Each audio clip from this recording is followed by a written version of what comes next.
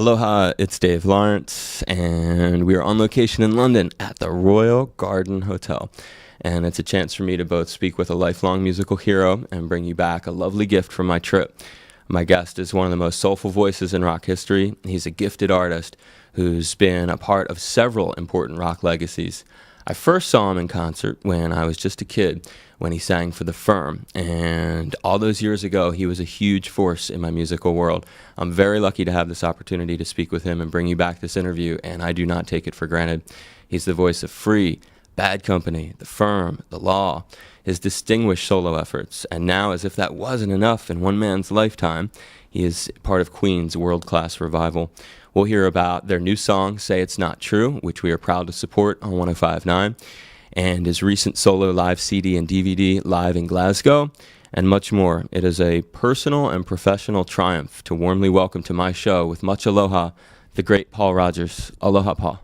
Wow, thank you. Aloha, Dave. Thank you. It's great. It means a lot that I would have your time. It's a great privilege and an honor to be speaking with you. Thank you. You're quite welcome. And I brought you some gifts, and I could not see you without giving you some special gifts. A ticket to Hawaii? I wish, round trip for you and Cynthia. Some macadamia nuts. Thank you, man. That's very nice. I love these. Do you really? I do. I visited there once, and I love the macadamia nuts. And what do we got here, then? Coffee from Kauai. All right. That'll keep me awake because You I do got like jet lag. Yeah. Awesome. Oh, look. Oh, and these are... And I must put that on you. Oh, man. Thank you. And that is a kukui nut lei. Wow. That's a kukui nut, huh? Yeah, those are kukui nuts. They look like stones, don't they? Yeah, and they, a long time ago, the inside of those was used as fuel for candles, basically, because you can burn them. Is that very oily? Yeah, there's an oil, exactly, and the oil is also used in a variety of lotions, so it's good on your skin, too. Beautiful, beautiful. And nature knows best, right? I'm sorry? Nature knows best. Yeah, absolutely, especially Pele in Hawaii. Yeah. And then, finally, my friend from the Wowie Maui Candy Bar Company on Maui, where your friend Pat Simmons of the Doobies lives, gave me candy bars to give you. And you have all of his different flavors that he's got. Well, thank you very much indeed. Oh, you know what? I've got something for you as well. I love it. Paul Rodgers, Live in Glasgow, on CD and DVD. I like that. Oh, and a shirt, too. And for Anne? Paul, you rock. Present too. There you are. Oh my goodness. Yeah. And Liz gets a present, too. Oh, that is awesome. Thank you so much. You're the man. Thank you, Paul. Oh, you're welcome. Thank you very much. That's very kind. Thank you so much. So, describe for me, this show is something that you did, that you said recently struck a chord with me, and that was, and I'm just going to paraphrase, you said something like, it's great that Led Zeppelin are reuniting, it's a very special thing, but it's also special that this is the Ahmet Ertegun tribute concert, and not to overshadow that aspect of this show. And I wanted to have you elaborate a little on that. Well, you know, I think it's fantastic that the Zeps, as we call them, are getting back together again for this show, because I mean, and I can understand the excitement about that. But it is, it is about it's a tribute to Ahmet Ertegun, who was the founder of Atlantic Records. And I think it's a great tribute to him that Led Zeppelin would reform in his honor to celebrate his life, and so many people have turned up for this show. It's unbelievable. Solomon Burke, Sam Moore, of course, and I'm going to be singing a song with Sam Moore. And When a Man Loves a Woman, Percy Sledge is here. Oh my God, he is just, I love his voice, you know. Great singers. I mean, there's just great people on the show. It's great. And so the acts you've just named aren't really listed in the poster, so I guess I'm presuming there are like extra. Oh yeah, you know what? They must be. They're at the after party. Okay. You know, because I'm going to be singing with Sam Moore a beautiful song called "We Shall Be Free." And it's a duet we do. It's on his new CD, and we'll also be singing it after the event as well. That's right. So there's so much going on around this thing. It's hard to keep up. Is there any way you can get Liz and I into that after show thing? Well, we'll see what we can do. I would love to see that. Hawaii, yeah, we'll see what we can do. I would love that. That would be really cool. When did you first meet Ahmet? I first met Ahmet really via Peter Grant, because when I formed, Bad Company with Mick Ralston, we were kicking around ideas for one thing and another. Said to him, we really need a manager. One of the things that we didn't really have with Free was a manager. We sort of managed ourselves, and you can only go so far, I thought at that time. And we looked around and I said, who's the biggest band in the world? And well, it was undoubtedly Led Zeppelin. Okay, who manages them? Peter Grant, and I mean, I must admit it. When I think back now, I was not shy. Just call him straight up, because okay, this is going to be like the next best thing. So we better have the best manager. And strange enough, he was very interested, because they just formed Swan Song, and they were actually talent scouting. And so Peter said, I'll be interested. And anyway, so you do a great Peter Grant imitation. A lot of people do, actually. All his friends, and God rest. Yeah, bless. And so via Peter, I met Ahmet. He came to one of the first show we did in England, which was somewhere down in Texas, I believe. And he was just great from the start. First thing he said, "Nice band you got there, Paul." And it was. He was always very supportive of everything we did. Having said that, though, I mean, Led Zeppelin and Peter Grant had already established a certain relationship with the record company, and that consisted of we, the band, decide everything we want to do musically and creatively. End of story. And we were very fortunate to that spilled over into us as well, and we were given huge amounts of freedom, total freedom really, to make the records we wanted and do the artwork we wanted and everything. So are you saying it was more a case like Zeppelin sort of could have just strong-armed and had Bad Company arrive on Atlantic?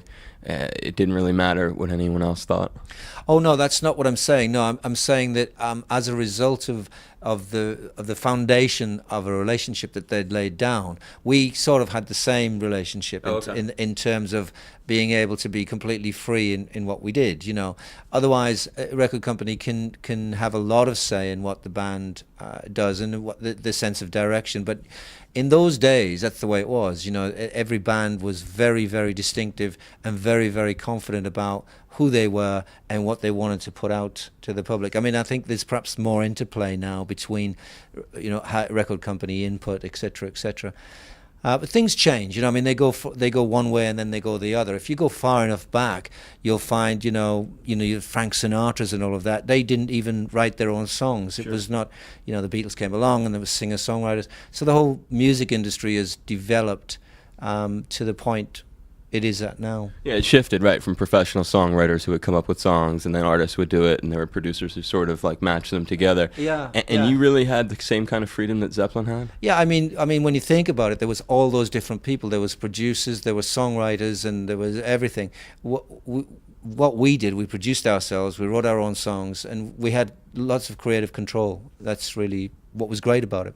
And when you think of Ahmet's role in overseeing Atlantic and its relation to Bad Company and all of the experiences that you got to have, when you think of him, what makes you smile the most or laugh in a positive way when you remember him?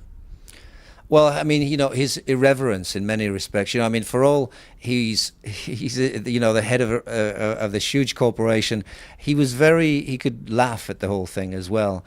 And also, I mean, the firm was signed with Atlantic as well, and I also did some solo work directly with Atlantic.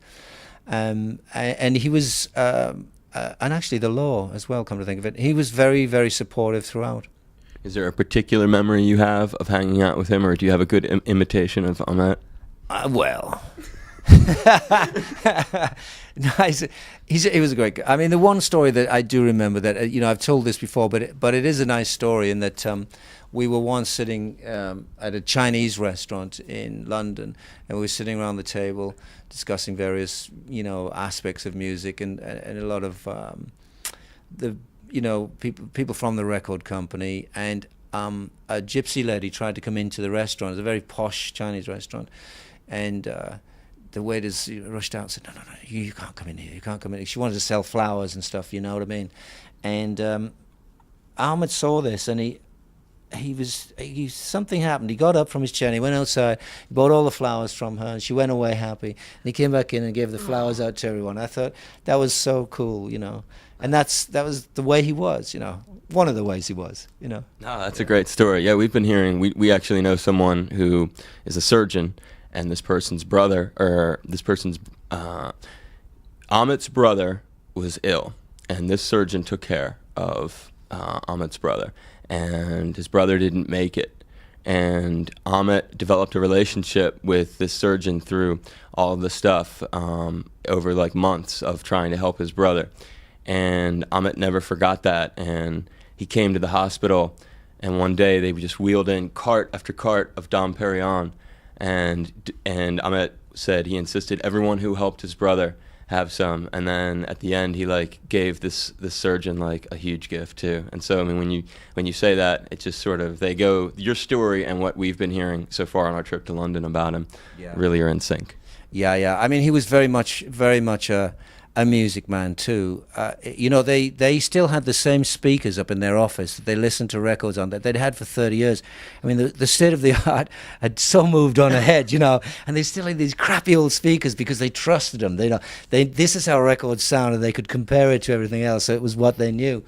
I found that kind of amusing, really. Sometimes when you're recording, don't they usually have in the studio monitors that are really like primitive, like speakers? I mean, a lot of the time when I'm in recording studios, there are several sets of speakers that they use as reference. So it's the same sort of way, because if it sounds really good out of the tiny ones, then you know it's going to sound good out of the big ones. Yeah, that is true. You know, I mean, you get this fantastic sound through the great tannoys and everything, but you really got to know what it sounds like on radio, a little tiny speaker. I mean, it's gone one step further now. You got to see what it sounds like on your computer and on your cell phone, you know what I mean? But yeah, that's a good point. And so when you play, I was on stage, like the public thing that we're going to be seeing tomorrow night. Are you doing just 2 songs? Are you doing Seagull and All Right Now? How did you know? Because you said it, you alluded to that. I don't think you... That's how you know. I told you. Yeah, you didn't, in one of the little press clippings I read, and then you were going to have like a bunch of special guests join you for All Right Now.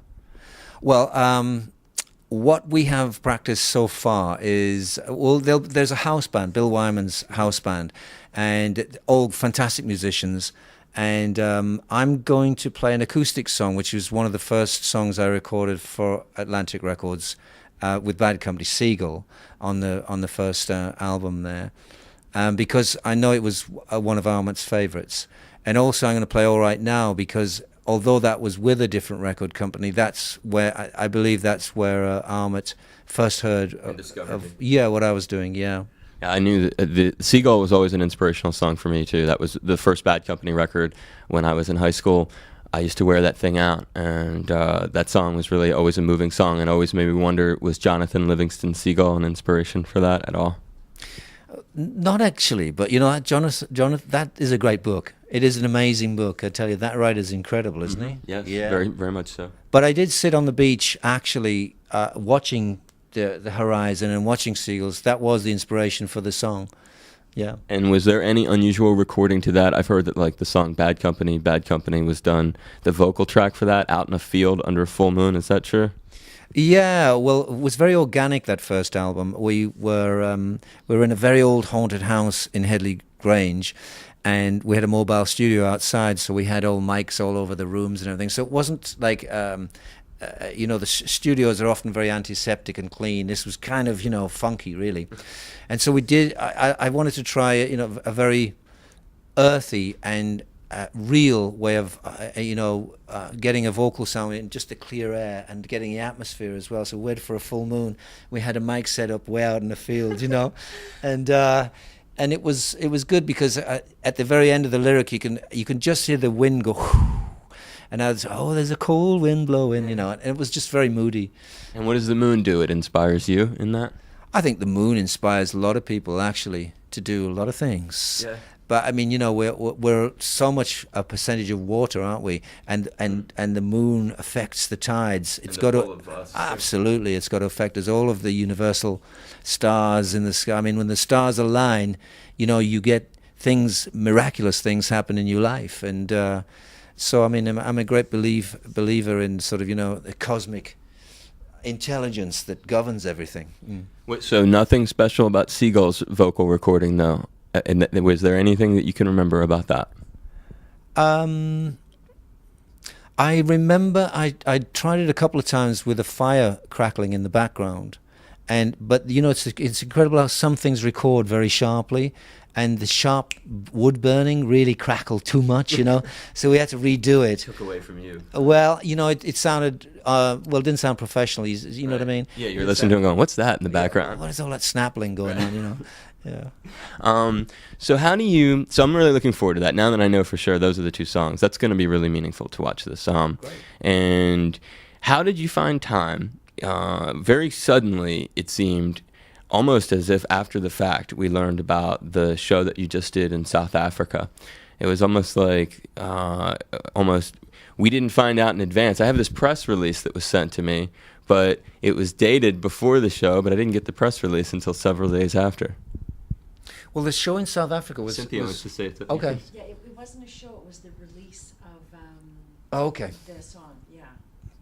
The 460. Yeah, well, there was an actual show in South Africa. That was the very first show that Queen and I did together. So you didn't go do that current AIDS Day one on December 1st? No, we were in the studio. And they have and like in the thing, the thing that we were sent in the mail was like you guys went. You did not go and perform that on December 1st. No, we didn't actually go, but what we did was we made available a download, of a song that we've recorded in the studio that we thought was particularly poignant for, you know, the AIDS Awareness Day on December the 1st. Say It's Not True, the Roger Taylor song. Yes. Yeah, yes. we're playing it a lot on our station. We may be playing it more than anyone in the United States at the moment. As soon as we got it, I had this impression. So you were not at that show then, on the 1st. Not that I recall. Right. Well, you would know that, obviously. So that's how you were able to, because I was thinking, how on earth could he possibly be doing that and be getting ready for this show? Yeah, exactly. Right. Yeah. The two of them, there would be no way that would be possible. Well, yeah. That was the weird thing about getting that song. And the other thing about that song is it has the three of you. It has Brian and Roger and yourself sharing the vocals, and it's a very different sort of Queen song in that I think there's some kind of more than irony that the first studio recording that you do with them is the song about AIDS awareness. I mean, that makes so much sense that your arrival as the singer on a studio capacity would be in that guise. Well, you know, it's one of those natural things that has occurred. I mean, I just sort of we very much go with the flow. In everything we do, from the start, when we first jammed together on a TV show, there was a sort of natural, spontaneous combustion musically between us, which, you know, developed into a world tour actually, and it didn't start out that way. We didn't sit down and say, okay, this is great, let's do a world tour. It just grew and grew and kept on growing. Having done the world tour, what was the next step? The next step was naturally to go into the studio and see what happened, basically, and that's what we've done. We haven't said, okay, we've got A, B, C, D, and E songs. Let's go and record them. We just went in and said, okay, you got any ideas? Yeah, sure. What about this? And we kicked ideas around, and we happened to record Say It's Not True. I thought it was important that we did record it because I know that the responsibility that Roger and Brian feel towards giving something to the AIDS awareness program. You know, they have done this for such a long time, and through them I've got involved with it too. It was an important song really for us to record, and we did a blinding version of it. I thought it was, you know, I must admit, touch wood, yeah, I thought it was really good, and it just fell into place that, hey, you know, the AIDS Awareness Day is December the 1st. If we move it, we could get this mixed and we could put this out there. And it just happened naturally. I don't think you could have planned something like that. And it was a gift for Nelson Mandela, is that what it? Yeah, absolutely. Mm-hmm. Wow. Yeah. I mean, it's it's very fitting. It's like you're taking on this role. I mean, so many people are you can't replace Freddie Mercury, and you've never approached it like that. You know, you've added, and I've read all the things that you've said about that, but it's like your arrival in the band comes with this serious nod to, you know, what caused his passing and to their survivors' commitment to trying to make awareness about AIDS. And that's interesting. You said it's almost like it's become a cause for you. Yeah. Yeah, I mean, it's their awareness has made me aware, and the idea of if I can do something to help people, I have no problem with that. You know, I've spent my life doing that sort of thing. Wherever I can help somebody, I will, and it's just occurred naturally, and it seemed like the right thing to do. You know. Yes, ma'am. Can I say something? Yeah, oh, absolutely. Cynthia, Paul's wife, wants to say something. This is a very special interview, except for Derek Trucks from the Allman Brothers with Susan Tedeschi, his wife. I've never had like an artist's wife be part of our interview, and it's a wonderful thing. Yes, Cynthia. Sorry, Paul by nature is very shy and quiet and doesn't toot his own horn, so I'm here to bring the brass ensemble in. I like that. When we went to South Africa, it was both of our first times to South Africa, and it was really interesting because we met the South African Children's Choir. Now, if you can imagine, they're small for their ages because of lack of nutrition. So you've got these 5-year-olds that are the size of 2- and 3-year-olds, and they all shared three things in common. One, they had all lost their parents to AIDS. They were all orphans. They all knew how to make tea from the bark of trees. And 3, they all knew how to build a coffin. And it's horrible that at that age, 6, 7-year-olds. Really touches Yeah. you. So when we met those children, they actually performed with Paul. And when I found out that we were going to be singing with them, I thought, well, what can we take them as a gift? So we took them dictionaries. And do you know, we took them dictionaries, and then we also bought them trainers, sneakers, runners, right? Because that's what their headmaster said they needed. So we gave them money for the sneakers and the trainers, and then brought them these miniature dictionaries. You would have thought that they had won the lottery with the dictionaries, because to them, reading and knowledge is everything. So it was really touched us, and because Paul has done the 46664 campaign with Nelson Mandela, he is now an honorary ambassador, and everyone who comes into contact with Nelson, he says, "You are my ambassador." Yeah, because he wants to spread the word, you know. And he's a great man. He is. Yeah. But, you know, on the song, it was interesting because Paul's idea to release it, we were already back in Canada. Brian spent a long time working on the mixing. Well, actually, Roger, it was your idea, wasn't well, it? it doesn't matter. And Roger actually, I like that. and Roger went around and did the press for it. So it worked well together that the three of them were able to get it done and out by December 1st. Yeah, it was just very, very fortunate that there was the song, there was the opportunity. But what a team! I mean, between all of you working together, and then Roger handles the I mean, like that's great. Yeah, I mean, it's nice. That's how it has worked so far. We just seem to fit into this groove, you know, and it's nice. We're working together today. We're just sort of joining forces and doing things. And then, I mean, it's their voices sound great on that song, 'cause it's all three of you singing on that song. So it's really like their voices, it works. It's not like a bit. It's actually, it's like genuine. I think that's the first time I've heard Roger and Brian do a 2-part harmony quite like that. You know, almost an Everly Brothers. I mean, and which is a compliment because, you know, I mean, it's really, really great. Because, I mean, up until then, and even on the new recordings, there tends to be sort of block harmonies like that, which are very cool as well. Yeah, it took me back.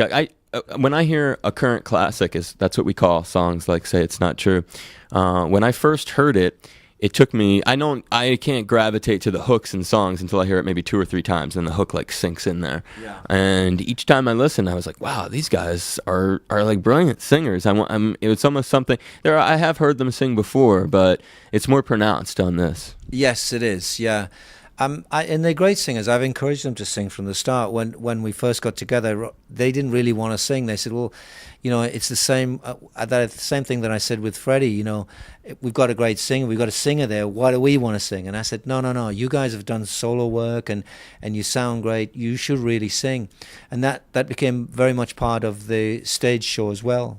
you know. And it's a long show, so it gave me a rest as well. But anyway. Yeah, no, Return of the Champions bears that out too. And I have to tell you, that's something that we play a lot on the radio, that version of All Right Now. I mean, it's like I hear so much James Brown in the little ad-libs that you do throughout that song. It is so well done. You really are the most soulful singer in rock. And I know you hear this stuff over and over, but that record is such a testament to think it was recorded in 2005 and the quality of that, and the version of Feel Like Making Love on there, where you guys like bring everything to a stop, and you like, it's just you by yourself, and then the song comes back in.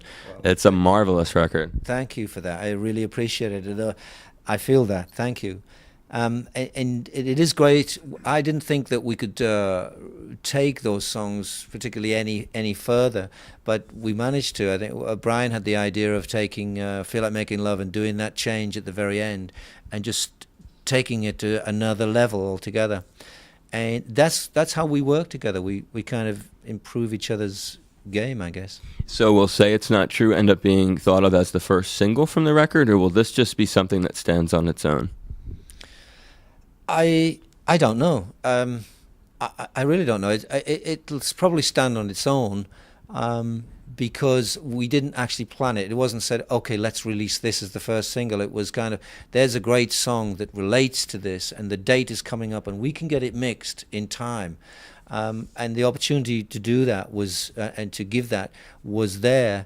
And really, that's all it amounts to. We would not have released anything had that not been the case. Do you know what I mean? Yeah, because we're not actually ready yet. You know? Okay, so then this may not be on the full-length studio album. Will it be on the full-length studio album? Quite possibly, I would think it would be. Yeah, we also recorded one of my songs, "Take Love," that we've been doing on the North American leg of the world tour, and that turned out great too. There's a lot of. It's very interesting. It's very different. Yeah, I'm sure. I mean, everyone's waiting for this. It's going to be a record with a lot of anticipation built up around it. Oh, well, good. I mean, I hope we can live up to the expectations. But what we mainly intended to do was to, make ourselves happy in the studio and dig, really what we were hearing back, and we've done that actually. As I was getting ready to when I knew I was going to talk to you, are we all right with time? We're good? Okay, thank you very much. As I was preparing for this and thinking about the times I've seen you in my career, and I haven't seen you live in a long time now, but when I was young, I saw you with The Firm. That was my first couple of times to see you. And the weird thing about your life is you've reconnected with certain people so many different times, like the role that Jimmy Page and Led Zeppelin originally had with Bad Company. And then years later, you're teaming up in The Firm, or you do the Arms benefit tour. My mom has MS, by the way, so I personally can relate to how vital it is to get the word out about multiple sclerosis, and the fact that so long ago you guys did that, and then you let that turn into The Firm, and then a couple years, the second Firm tour, Jason opens for you guys with Virginia Woolf in 1986, Jason Bonham, and then a few years after that, I end up seeing you at Woodstock. Jason's on drums with you. Yeah. And then tomorrow night, we're back at this arena, and it's the Zeppelin guys. And then Jason's there, like in his dad's seat. And so throughout your life, you keep running in with these guys. It's funny. I mean, I was talking to Bill Wyman tonight. Things come in full circle, because we were saying the same thing. Because way back during those Firm days, or pre-Firm, just around that period of time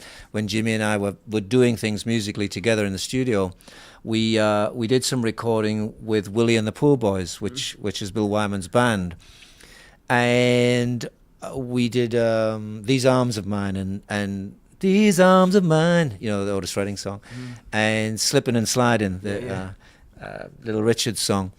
And it is strange, and here we are back round again, and lo and behold, we're on the same bill, and there's Jimmy as well, and there's Jason as well. It's that star alignment thing. Yeah, it is. Again, are you still close with them? Oh yeah, absolutely. Yeah, I mean, with who? With Jimmy and with Jason in particular. Yeah, I haven't seen Jason in a while. When did I last see Jason? At Armitt's Memorial in New York. Only about 6 months ago, actually. Okay. And Jimmy came to the show when I played with my solo band at the Albert Hall. I actually bumped into him in the street, And it was great to see him again.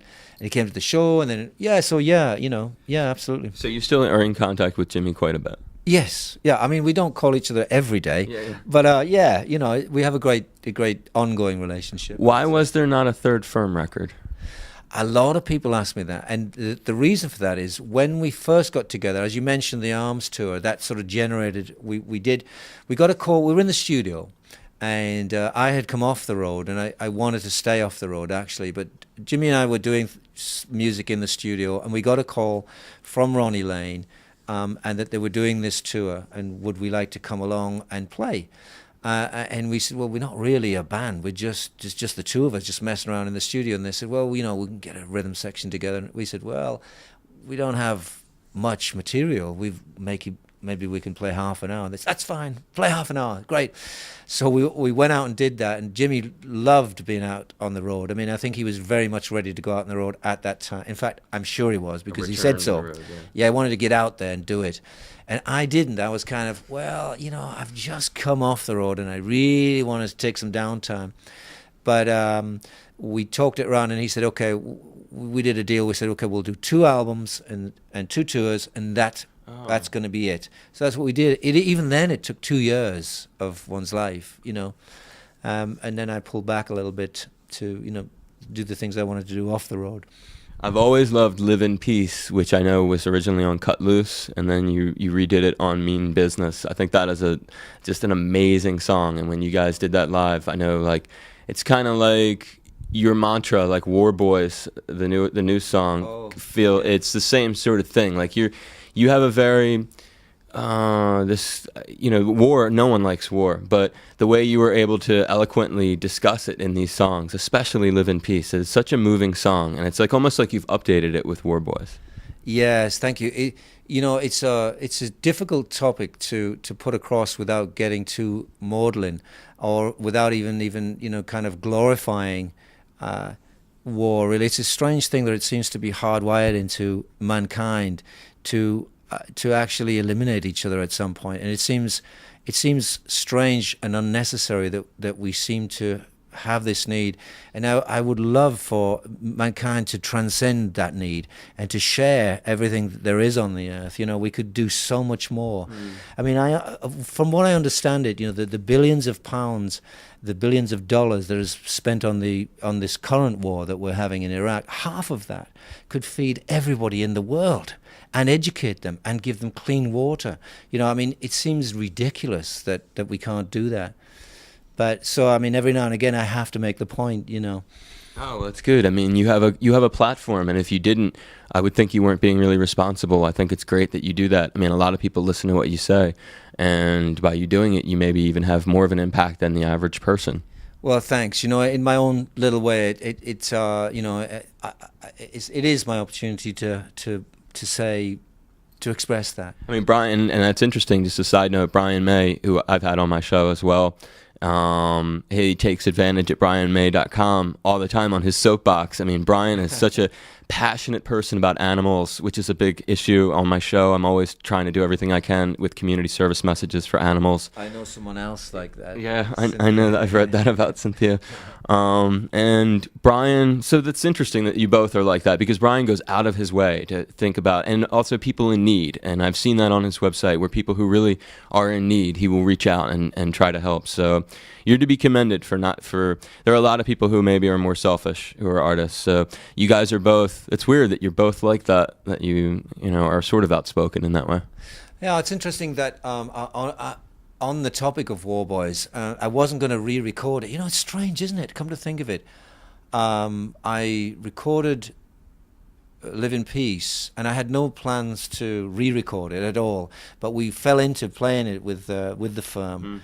And now I recorded War Boys with my solo band. It's on the Live in Glasgow. And actually we fell into playing it again with Queen. And we do have a version of that. And I said to the guys, we probably don't want to use that now because it's already out there, And they said, oh, no, it's a pretty good version. So we actually do have another hot version, really, of War Boys, which I think may make it onto the album. Would you ever do Live in Peace with them? Oh, I don't know if it's going to be necessary, really. You know, Man, that song, it built into that was such an amazing song. yeah, it has Chris Slade on the drums. Yeah, and no. he's an And Tony awesome drummer. Franklin. Yeah, and Tony Franklin, but amazing. You know, he just built that. Amazing. Yeah, he had a great sound on there. You've given me a lot of time, and I really appreciate it. I'll just wrap it up with this one question.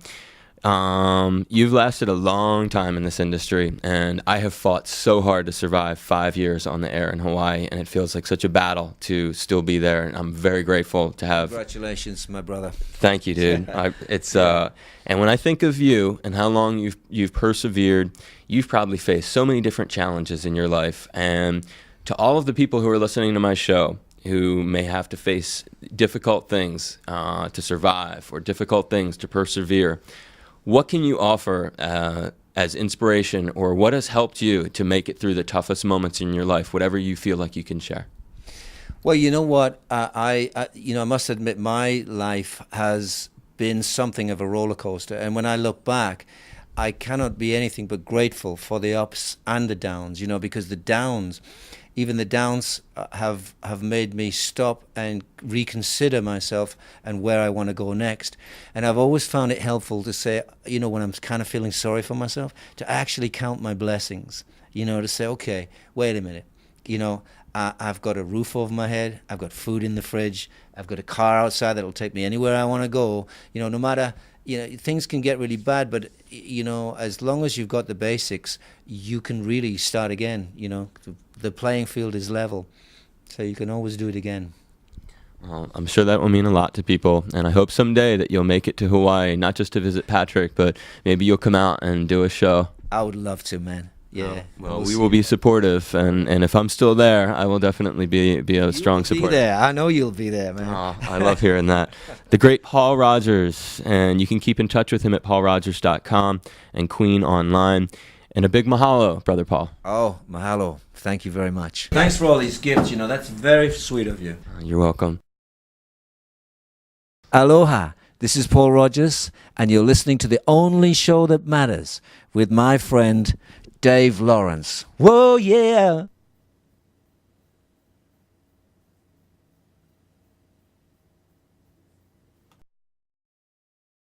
Aloha, this is Paul Rodgers, and we're celebrating my friend David Lawrence's favorite time of the day.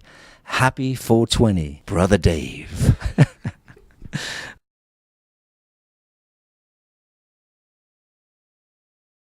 Aloha, this is Paul Rodgers, and you're listening to the only show that matters with my friend Dave Lawrence. Yeah, baby, yeah!